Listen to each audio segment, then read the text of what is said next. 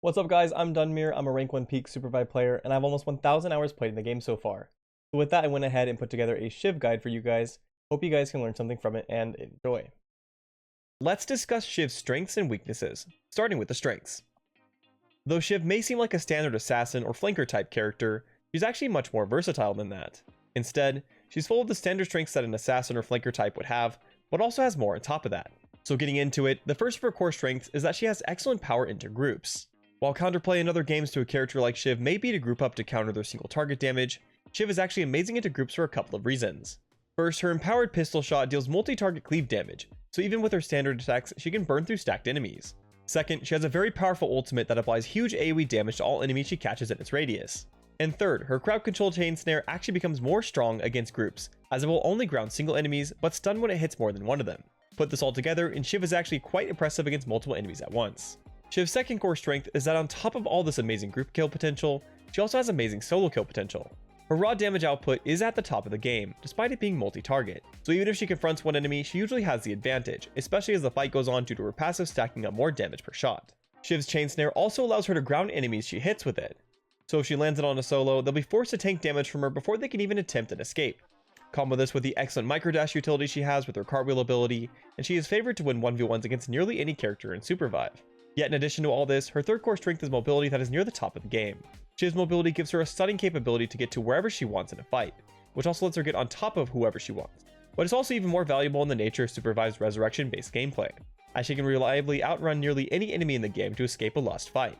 Having said that, while Shiv's strengths are both versatile and powerful, she still does have some limitations.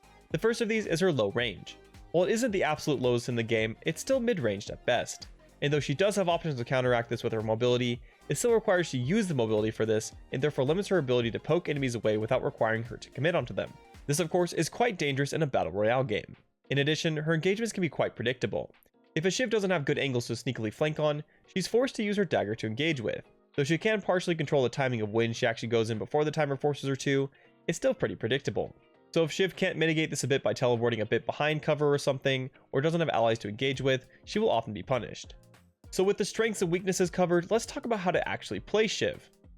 Shiv plays best by flanking, looking to surround the enemy team to either bully a single enemy in a 1v1, or looking to herd enemies into a group so she can full engage with them and crush them with her AoE capabilities.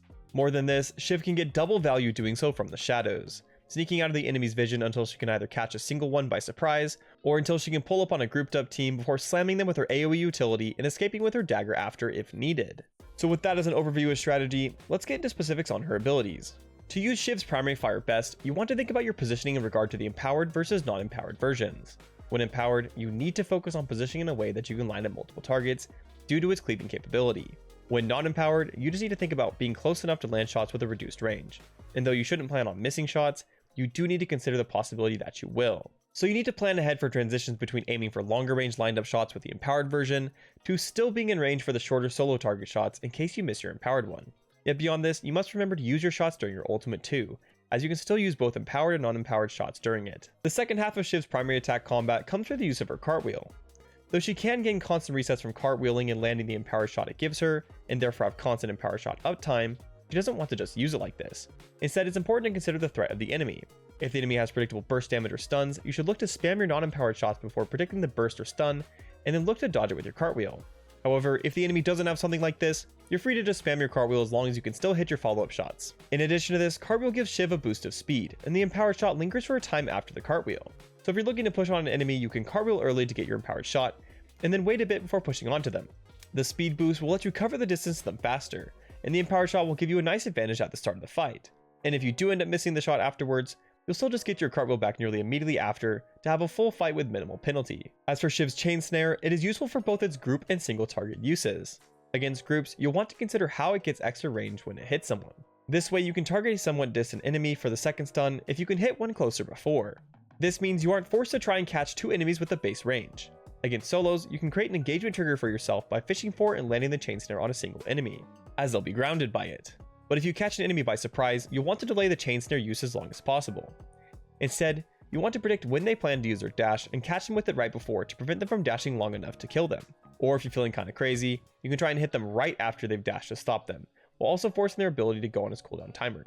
For Shiv's dagger, it isn't just useful as a toss at enemy and engage tool. Instead, it can be a tool used to pre-disengage with. If you feel you're likely to be punished after you walk onto a set of enemies, you can toss your dagger behind you and then cartwheel in, before popping the dagger TP to escape to safety when needed. This can get even extra value if comboed with a movement power like Flash to allow for some crazy engagements and then disengagements. In addition to this, Shiv can access double height high ground simply by tossing her dagger on them. The 2.5 dimensional world of Supervive will push the dagger up despite it looking like you'd hit a wall with it, and then you could just TP up right after. Moving on to Shiv's ultimate, it is best used to trash a full group of enemies. So during use, make sure to take advantage of the double cartwheel charges it gives you, while also aiming and using your primary attacks, in addition to chain snare if it's available. But the ultimate is also viable to use against a solo target, as it gives no reduction in total damage output or capability. So if a 1v1 is looking a bit questionable, don't hesitate to pop your ult for the extra damage it dashes. Now with the specifics covered, let's talk about how to apply this all into a full playstyle for Shiv. Shiv's most core playstyle revolves around countering her weaknesses and playing to her advantages. Her advantages of good 1v1 potential and AoE value make her hugely favored in any fight she can safely get close to enemies, whether they're solo or in a group. So she absolutely wants to take the 1v1 fight she can, or herd enemies together by pressuring them so she can then punish them when they've grouped up. Yet of course, Shiv's lack of range means she can't just 5-head into these kind of fights against enemies that outrange her, or they'll burn her down before she can even get close. But also, this doesn't mean she can just throw in her dagger and engage thoughtlessly. As while it's easy to bypass the range problem doing so, this doesn't resolve her second weakness of this engagement style being predictable, and therefore unsafe when she doesn't have some special power to disengage with or to protect herself with after. So what is the solution? The solution is to flank, which is imperative to learn as the randomness of the BR means you often won't find something to make Hail Mary dagger engages viable. Instead, learning to flank lets you take advantage of the cover of the map to bypass enemy range. Few enemies are favored against Shiv at close range, so when she uses cover well and can get close to one, they'll be forced to try and ego check her, which shouldn't go well for them, or to just disengage. So essentially, even if enemies can see her the whole time, flanks just let Shiv do exactly what she wants to do, get herself in range of enemies, or force them to go somewhere else, which will either be to another location Shiv can look to pressure them at, or on top of their own team, where Shiv can crush them with her AoE damage and stuns. So the basic flanking style of Shiv is played sort of like you're hurting the enemy. You can either just walk at them if there's good enough cover to use, or if the cover around you isn't that good, you can just dagger to places where the cover actually is good. Do so without taking unnecessary damage, and any enemy that confronts you will likely slip up at some point, where you can then cartwheel onto them and punish them for it. Even if the enemy doesn't slip up though, you can still force a mistake by fishing at them with your chain snare, land it and they'll be grounded for an easy kill. However, if any enemies that you meet up just run to their team instead, then they'll just be setting themselves up for death regardless. In the same way, you can just look for another chain snare, which will almost certainly result in a 2 or more person stun if you hit one. Then you can just finish off with the powered cartwheel shots or your ultimate. Shiv should only really struggle if she's caught up by enemies at range.